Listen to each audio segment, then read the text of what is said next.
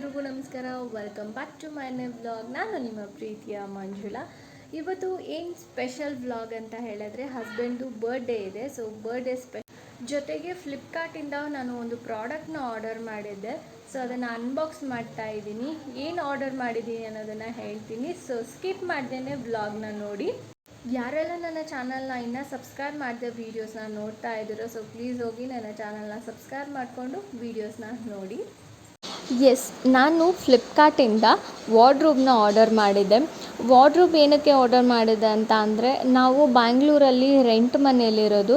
So ಅಲ್ಲಿ wardrobes ಎಲ್ಲ ಇಲ್ಲ. ಹಾಗಾಗಿ ನಾನು ಪಾಪುದು ಬಟ್ಟೆಗಳು ಇವಾಗ ಇತ್ತೀಚೆಗೆ ಜಾಸ್ತಿ ಆಗಿಬಿಟ್ಟಿದೆ. ಪ್ರತಿಯೊಂದು ಹಬ್ಬಕ್ಕೂ ಎಲ್ಲ ಬಟ್ಟೆ ತೊಗೊತಾ ಇದ್ದೀನಿ. ಯಾವುದಾದ್ರೂ ಚೆನ್ನಾಗಿ ಕಾಣಿಸಿದ್ರೂ ಅದನ್ನು ತೊಗೊಂಡ್ಬಿಡ್ತೀನಿ, ಹಬ್ಬ ಇರಲಿ ಇಲ್ಲದೇ ಇರಲಿ. ಸೊ ಹಾಗಾಗಿ ಅವಳು ಬಟ್ಟೆಗಳು ಜಾಸ್ತಿ ಆಗಿದೆ. ನಾನು ಟೇಬಲ್ ಮೇಲೆ ಫೋಲ್ಡ್ ಮಾಡಿ ಇಟ್ಟಿರ್ತೀನಿ. ಸೊ ಅವಳು ಬಂದುಬಿಟ್ಟು ಎಲ್ಲ ಎಳೆದ್ಬಿಡ್ತಾಳೆ. ಸೊ ಎಲ್ಲ ಬಿಸಾಕ್ಬಿಡ್ತಾಳೆ. ಸೊ ಹಾಗಾಗಿ ವಾರ್ಡ್ರೋಬ್ ತರಿಸಿದ್ರೆ ಚೆನ್ನಾಗಿರುತ್ತೆ ಅಂತ ಅಂದ್ಬಿಟ್ಟು ನಾನು ಈ ವಾರ್ಡ್ರೋಬ್ನ ತರಿಸಿದ್ದೆ. ಇದು ಬಂದು ಫ್ಲಿಪ್ಕಾರ್ಟಲ್ಲಿ ತರಿಸಿರೋದು. ಇದ್ರದ್ದು ಪ್ರೈಸ್ 800 ಸಮಥಿಂಗ್ ಇತ್ತು. ನಾನು ಆನ್ಲೈನಲ್ಲಿ ತುಂಬಾ ಶಾಪ್ ಮಾಡ್ತೀನಿ. ಸೊ ಹಾಗಾಗಿ ಕಾಯಿನ್ಸ್ ಬರುತ್ತಲ್ಲ, ಸೊ ಅದರಿಂದ ಆಫ್ ಆಗಿ 700 ಸಮಥಿಂಗ್ ಆಯಿತು. ಯಾರಿಗಾದರೂ ಬೇಕು ಅಂತ ಅಂದರೆ ನಾನು ಡಿಸ್ಕ್ರಿಪ್ಷನ್ ಬಾಕ್ಸಲ್ಲಿ ಲಿಂಕ್ ಹಾಕಿರ್ತೀನಿ, ಹೋಗಿ ನೀವು ಚೆಕ್ಔಟ್ ಮಾಡಿ, ನಿಮಗೆ ಇಷ್ಟ ಆದರೆ ಬೈ ಮಾಡ್ಬೋದು. ನಾವು ರೆಂಟ್ ಮನೇಲಿರೋದ್ರಿಂದ ಮನೆ ಸ್ವಲ್ಪ ಚಿಕ್ಕದೇನೆ. ಸೊ ಹಾಗಾಗಿ ನಾವು ಮನೇನ ಡೆಕೋರೇಟಿವ್ ಮಾಡೋದು ಅಥವಾ ಬೀರು ತೊಗೊಂಡು ಬರೋದು, ವಾರ್ಡ್ರೋಬ್ ಮಾಡಿಸೋದು ಆ ಥರ ಎಲ್ಲ ಮಾಡಿಲ್ಲ. ಆ್ಯಂಡ್ ನಾವು ಒಂದು ಸ್ವಲ್ಪ ವರ್ಷ ಅಷ್ಟೇ ಇರೋಣ ಅಂತ ಅಂದ್ಕೊಂಡಿದ್ದೀವಿ. ಯಾಕೆ ಅಂತ ಅಂದರೆ ನಮ್ಮದು ಪ್ರಾಪರ್ಟೀಸ್ ಎಲ್ಲ ನಮ್ಮ ನೇಟಿವಲ್ಲಿದೆ. ಸೊ ಹಾಗಾಗಿ ನಾವು ಅಲ್ಲೇ ಸೆಟ್ಲಾಗಬೇಕು ಅನ್ನೋದು ಕೂಡ ನಮ್ಮ ಪ್ಲ್ಯಾನ್ ಇರೋದ್ರಿಂದ ಸೊ ಇಲ್ಲಿ ಮನೇನ ಡೆಕೋರೇಟಿವ್ ಎಲ್ಲ ಏನೂ ಮಾಡಿಲ್ಲ, ಸಿಂಪಲ್ಲಾಗಿ ಹಾಗೇ ಇಟ್ಕೊಂಡಿದ್ದೀವಿ. ಬಟ್ ನಮ್ಗೆ ಏನು ಅವಶ್ಯಕತೆ ಇದೆ ಅದನ್ನಷ್ಟೇ ನಾವು ಇವಾಗ ಪರ್ಚೇಸ್ ಮಾಡಿಬಿಟ್ಟು ತೊಗೊಳ್ತಾ ಇದ್ದೀವಿ. ಸ್ಟಾರ್ಟಿಂಗು ನಾನು ಹಸ್ಬೆಂಡು ಅಷ್ಟೇ ಇದ್ವಿ. ಸೊ ಬಟ್ಟೆಗಳು ಜಾಸ್ತಿ ಇರಲಿಲ್ಲ. ಹಾಗಾಗಿ ಒಂದು ದಾರ ಕಟ್ಬಿಟ್ಟು ಅದ್ರ ಮೇಲೇ ಹಾಕಿಬಿಡ್ತಾ ಇದ್ವಿ. ನಾವು ಆಚೆ ಎಲ್ಲಾದರೂ ಹೋಗಬೇಕಾದ್ರೆ ಐರನ್ ಮಾಡಿಬಿಟ್ಟು ನೀಟಾಗಿ ಹಾಕೊಂಡು ಹೋಗೋದು. ಸೊ ಇವಾಗ ಪಾಪುದು ಬಟ್ಟೆಗಳು ತುಂಬಾ ಜಾಸ್ತಿ ಆಗಿರೋದ್ರಿಂದ ವಾರ್ಡ್ರೋಬ್ ಬೇಕೇ ಬೇಕು ಅಂತ ನಾನು ವಾರ್ಡ್ರೋಬ್ನ ತರಿಸ್ಕೊಂಡಿದ್ದೀನಿ. ಇದನ್ನು ಸೆಟ್ ಮಾಡೋದು ತುಂಬಾ ಕಷ್ಟ. ಹಸ್ಬೆಂಡಂತೂ ಫೋಟೋ ನೋಡಿನೂ ಹಾಕಿಬಿಟ್ಟು ಒಂದು 3-4 ಸತಿ ಫುಲ್ ಸೆಟ್ ಮಾಡಿ ಬಿಚ್ಚಿಬಿಟ್ಟಿದ್ದಾರೆ. ಅಂದರೆ ಅವ್ರು ಮಾಡಿರೋ ಥರ ಬರ್ತಾನೆ ಇರಲಿಲ್ಲ. ಕ್ಲಿಪ್ಗಳನ್ನೂ ಅಷ್ಟೇ, ಅದು ಎಷ್ಟು ಅವರು ಹಾಕಿರೋ ಥರ ಎಷ್ಟು ಕ್ಲಿಪ್ಸ್ಗಳು ಬರುತ್ತೋ ಅಷ್ಟೇ ಕೊಟ್ಟಿರ್ತಾರೆ, ಒಂದು ಎಕ್ಸ್ಟ್ರಾನೂ ಇರಲ್ಲ. ಸೊ ಅವ್ರು ಹಾಕಿರೋ ಥರ ಬೇಕು ಅಂತ ಅಂದರೆ ಅದು ಕಂಪ್ಲೀಟಾಗಿ ನಾವು ಕ್ಲೀನಾಗಿ ನೋಡಿಕೊಂಡು ಅವ್ರು ಯಾವ ರೀತಿ ಹಾಕಿದ್ದಾರೆ ಸೊ ಎಲ್ಲ ನೋಡಿಬಿಟ್ಟು ನಾವು ಹಾಕಬೇಕು. ಇಲ್ಲ ಅಂದರೆ ಕರೆಕ್ಟಾಗಿ ಸೆಟ್ ಆಗೋದೇ ಇಲ್ಲ. ಆ್ಯಂಡ್ ಮತ್ತು ನಮಗೆ 2 ಎಕ್ಸ್ಟ್ರಾ ಕೊಟ್ಟಿದ್ದರಿಂದ ನಾವು ಎಕ್ಸ್ಟ್ರಾನ ಹಾಕಿದ್ದೀವಿ. ಬಟ್ ಕ್ಲಿಪ್ಗಳು ಜಾಸ್ತಿ ಇರಲಿಲ್ಲ. ಸೊ ಹಾಗಾಗಿ ಅವು 2 ಮಾತ್ರ ಕರೆಕ್ಟಾಗಿ ಸೆಟ್ ಆಗಿರಲಿಲ್ಲ. ಈ ವಾರ್ಡ್ರೋಬ್ ಬಂದಾಗಿಂದ ನಾನು ಬಟ್ಟೆಗಳನ್ನ ಮಡಚಿಡ್ಬೇಕಲ್ಲ 3-4 ಸತಿ ಅನ್ನೋ ಟೆನ್ಷನ್ನೇ ಇಲ್ಲ. ಯಾಕೆ ಅಂತ ಅಂದರೆ ಇದಕ್ಕೆ ಜಿಪ್ ಕೂಡ ಇದೆ. ಸೊ ಒಂದು ಸತಿ ಫೋಲ್ಡ್ ಮಾಡಿಬಿಟ್ಟು ಜಿಪ್ ಹಾಕ್ಬಿಟ್ರೆ ಪಾಪುಗೆ ತೆಗಿಯೋಕ್ಕೆ ಬರಲ್ಲ. ಸೊ ಅವಳ ಬಟ್ಟೆಗಳನ್ನ ಎಳೆಯೋದೇ ಇಲ್ಲ. ಸೊ ಡೈಲಿ ಏನಿಲ್ಲ ಅಂದರೂ ಒಂದು 4 to 5 ಟೈಮ್ಸ್ ನಾನು ಬಟ್ಟೆಗಳನ್ನ ಮಡಚಿಡ್ತಾ ಇದ್ದೆ.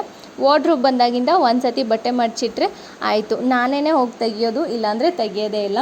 ಸೊ ಇವಾಗ ತೋರಿಸ್ತೀನಿ. ಮೊದಲು ಈ ರೀತಿ ಬಟ್ಟೆಗಳನ್ನೆಲ್ಲ ಹಾಕಿ ಇಡ್ತಾ ಇದ್ವಿ. ಇವಾಗ ವಾರ್ಡ್ರೋಬ್ ಬಂದಮೇಲೆ ತುಂಬ ಚೆನ್ನಾಗಿ ನೀಟಾಗಿ ಬಟ್ಟೆಗಳನ್ನೆಲ್ಲ ಜೋಡಿಸಿ ಇಡ್ತಾ ಇದ್ದೀನಿ. ಆ್ಯಂಡ್ ಟೇಬಲ್ ಮೇಲೆ ಬ್ಯಾಗ್ಗಳೆಲ್ಲನೂ ಹಾಗೇ ಇಟ್ಬಿಡ್ತಾ ಇದ್ದೆ. ಸೊ ಇವಾಗ ವಾರ್ಡ್ರೋಬ್ ಬಂದಾಗಿಂದ ಬಟ್ಟೆಗಳನ್ನೆಲ್ಲ ಮಡಚಿಡೋದು. ಆ್ಯಂಡ್ ಬ್ಯಾಗು ಕೂಡ ನಾನು ಅಲ್ಲೇ ಇಡ್ತೀನಿ. ಬ್ಯಾಗೇನು ವೆಯ್ಟ್ ಇರಲ್ಲ, ಇದು ವೆಯ್ಟ್ ಜಾಸ್ತಿ ಏನು ಇಡೋಕ್ಕಾಗಲ್ಲ. ಸೊ ಬ್ಯಾಗೇನು ವೆಯ್ಟ್ ಇರಲ್ವಲ್ಲ, ಸೊ ಹಾಗಾಗಿ ಬ್ಯಾಗ್ ಒಂದು ಇಡ್ತೀನಿ ಅದರಲ್ಲಿ. ಆ್ಯಂಡ್ ಪಾಪುದು ಬಟ್ಟೆಗಳನ್ನೆಲ್ಲ ಸಪ್ರೇಟಾಗಿ ಇಟ್ಟಿದ್ದೀನಿ. ಪ್ಯಾಂಟ್ ಬೇರೆ, ಅವಳದು ಟಾಪ್ಗಳು ಬೇರೆ, ಆ್ಯಂಡ್ ಫ್ರಾಕ್ಸ್ ಬೇರೆ, ಅವಳದು ನ್ಯಾಪ್ಕಿನ್ಸು, ಟ್ಯಾವೆಲ್ಸು ಎಲ್ಲ ಸಪ್ರೇಟಾಗಿ ಇಟ್ಟಿದ್ದೀನಿ. ಆ್ಯಂಡ್ ಇಲ್ಲಿ 4 ಜಿಪ್ಸ್ ಬಂದಿದೆ. ಸೊ 4 ಜಿಪ್ಗಳನ್ನು ನಾನು ಹಾಕಿ ಇಟ್ಟಿರ್ತೀನಿ.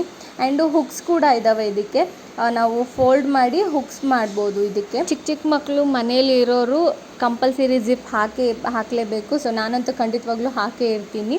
ಆ್ಯಂಡ್ ಸ್ವಲ್ಪ ದೊಡ್ಡ ಮಕ್ಕಳಿದ್ರೆ ಅವ್ರಿಗೆ ಗೊತ್ತಾಗುತ್ತೆ. ಸೊ ಅವಾಗವಾಗ ಜಿಪ್ ತೆಗಿಯೋದು ಮತ್ತು ಹಾಕೋದು ಬೇಡ ಅಂತ ಅಂದರೆ ಇಲ್ಲಿ ಹುಕ್ ಕೂಡ ಮಾಡ್ಬೋದು ಫೋಲ್ಡ್ ಮಾಡಿ. ಸೊ ಅದು ಆಪ್ಷನ್ಸ್ ಕೂಡ ಇದೆ. ಪದೇ ಜಿಪ್ ಹಾಕೋದು ತೆಗಿಯೋದು ಬೇಡ ಅಂತ ಅನ್ನೋರಿಗೆ. ಸೊ ಫೈನಲಿ ಈ ರೀತಿ ಕಾಣ್ತಾ ಇದೆ ನೋಡಿ.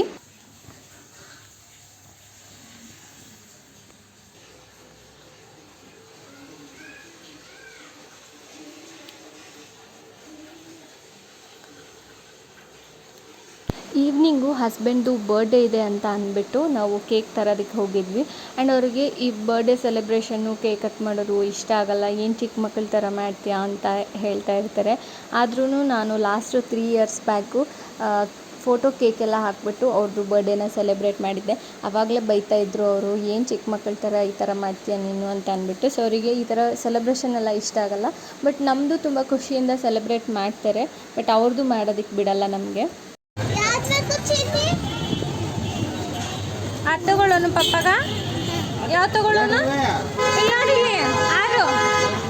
ಈವ್ನಿಂಗು ಕೇಕ್ ತೊಗೊಂಡು ಬರೋಣ ಅಂತ ಅಂದ್ಬಿಟ್ಟು ಬೇಕ್ರಿಗೆ ಹೋಗಿದ್ವಿ. ಅಲ್ಲಿ ಹನಿ ಕೇಕ್ನ ನಾನು ಆರ್ಡರ್ ಮಾಡಿದೆ.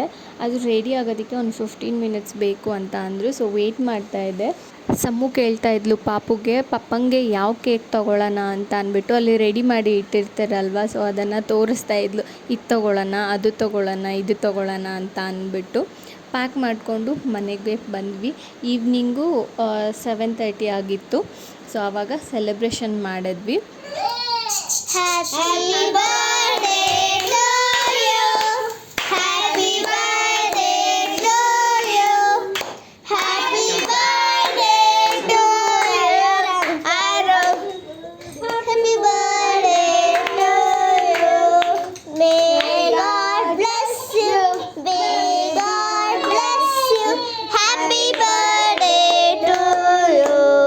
ನಾನು ಹಸ್ಬೆಂಡ್ದು ಬರ್ಡೇನ ಪ್ರೈವೇಟ್ ಥಿಯೇಟರಲ್ಲಿ ಸೆಲೆಬ್ರೇಟ್ ಮಾಡಬೇಕು ಅಂತ ಅಂದ್ಕೊಂಡಿದ್ದೆ. ಬಟ್ ಅವರಿಗೆ ಈ ಸೆಲೆಬ್ರೇಷನ್ ಇಷ್ಟ ಆಗದೆ ಇರೋ ಕಾರಣಕ್ಕೆ ಅದನ್ನ ಕ್ಯಾನ್ಸಲ್ ಮಾಡಿದೆ. ನಾನು ಬುಕ್ ಮಾಡಿಬಿಟ್ಟು ಅವರಿಗೆ ಸರ್ಪ್ರೈಸ್ ಮಾಡೋಣ ಅಂತ ಈ ರೀತಿ ಇದೆ ಹೋಗೋಣ ಅಂದ ತಕ್ಷಣವೇ ಅವರು, ಇಲ್ಲ ಬೇಡ, ನನಗೆ ಅದೆಲ್ಲ ಇಷ್ಟ ಆಗಲ್ಲ, ಮನೆಯಲ್ಲೇ ಬೇಕಿದ್ರೆ ಕೇಕ್ ತೊಗೊಂಡು ಬಾ, ಆಲ್ರೆಡಿ ಡ್ರೆಸ್ ಕೊಡಿಸಿದ್ದೆ ಅವರಿಗೆ, ಸೊ ಚಿಕ್ಕದಾಗಿ ಒಂದು ಕೇಕ್ ತೊಗೊಂಡು ಬಾ ಸಾಕು ಅಷ್ಟೇ ಅಂತ ಅಂದರು. ಸೊ ಹಾಗಾಗಿ ಅದನ್ನು ಕ್ಯಾನ್ಸಲ್ ಮಾಡಿದೆ. ಯಾರಿಗಾದರೂ ಅದರದ್ದು ಲಿಂಕ್ ಬೇಕು ಅಥವಾ ಅದರದ್ದು ಡೀಟೇಲ್ಸ್ ಏನಾದರೂ ಬೇಕು ಅಂತ ಅಂದರೆ ನನಗೆ ಇನ್ಸ್ಟಾದಲ್ಲಿ ಮೆಸೇಜ್ ಮಾಡಿ. ಇನ್ಸ್ಟಾ ID ಕೂಡ ನಾನು ಯೂಟ್ಯೂಬಲ್ಲಿ ಹಾಕಿದ್ದೀನಿ. ಹಸ್ಬೆಂಡು ಬೆಳಗ್ಗೆನೇ ಹೇಳಿದರು ಆಚೆ ಕಡೆ ಊಟಕ್ಕೆ ಹೋಗೋಣ ಅಂತ ಅಂದ್ಬಿಟ್ಟು. ಸೊ ಹಾಗಾಗಿ ನಾನು ಅಡುಗೆ ಎಲ್ಲ ಏನೂ ಮಾಡಿರಲಿಲ್ಲ. ಮನೆ ಕೆಲಸ ಏನಿತ್ತೋ ಅದಷ್ಟು ಮುಗಿಸ್ಕೊಂಡು ಬೆಳಗ್ಗೆ ತಿಂಡಿ ಮಧ್ಯಾಹ್ನ ಊಟ ಅಷ್ಟೇ ಮಾಡಿದ್ವಿ ಮನೆಯಲ್ಲಿ. ನೈಟು ಊಟಕ್ಕೆ ಅಂತ ಆಚೆ ಬಂದ್ವಿ.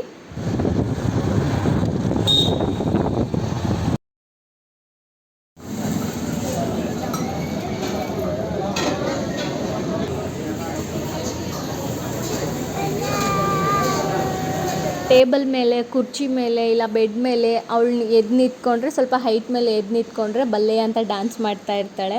ಹೋಟೆಲಲ್ಲೂ ಅಷ್ಟೇ ಬಲ್ಲೆ ಅಂತ ಡ್ಯಾನ್ಸ್ ಮಾಡ್ತಾಯಿದ್ಲು. ಮತ್ತು ಹಸ್ಬೆಂಡ್ಗೆ ಅವ್ರ ಫ್ರೆಂಡ್ಸ್ ಎಲ್ಲ ವಿಶ್ ಮಾಡ್ತಾಯಿದ್ರು. 9 o'clock 10 o'clock ಆದ್ರೂ ಅವಳು ಅಲ್ಲಿ ಕಿರ್ಚಾಡೋದು, ಸಾಂಗ್ ಆಡೋದು ಎಲ್ಲ ನೋಡಿ ವಿಡಿಯೋ ಕಾಲ್ ಮಾಡಿ ಮಗಳನ್ನ ತೋರಿಸು ಅಂತ ಅವ್ರ ಫ್ರೆಂಡ್ ಹೇಳ್ತಾಯಿದ್ರು. ಸೊ ಹಾಗಾಗಿ ವಿಡಿಯೋ ಕಾಲ್ ಮಾಡಿಬಿಟ್ಟು ಮಾತಾಡ್ತಾಯಿದ್ರು. ಊಟಕ್ಕೆ ನಾವು ಫ್ರೈಡ್ ರೈಸು, ಕಾಜು ಮಸಾಲ, ಪಾಪಡ್ ಮತ್ತು ರೋಟಿ ತೊಗೊಂಡಿದ್ವಿ. ಮತ್ತು ಒಂದು ಗೋಬಿ ಪಾನಿಪುರಿ ತೊಗೊಂಡಿದ್ವಿ. ಎಲ್ಲ ಲಿಮಿಟೆಡ್ ಆಗಿಯೇ ತೊಗೊಂಡಿದ್ವಿ, ಇಬ್ಬರೇ ಇರೋದಲ್ಲ ತಿನ್ನೋದು. ಪಾಪು ಜಾಸ್ತಿ ಏನು ಊಟ ಮಾಡಲ್ಲ, ಸುಮ್ಮನೆ ಒಂದು ಚೂರು ತಿಂದುಬಿಟ್ರೆ ಆಗೋಯ್ತು ಅವ್ಳದ್ದು ಊಟ.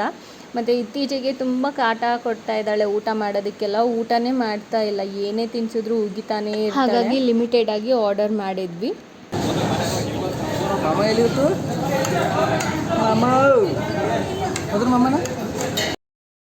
ಹೋಪ್ ಈ ವಿಡಿಯೋನ ಎಲ್ಲರೂ ಎಂಜಾಯ್ ಮಾಡಿರ್ತೀರ ಅಂತ ಅಂದ್ಕೊಳ್ತೀನಿ.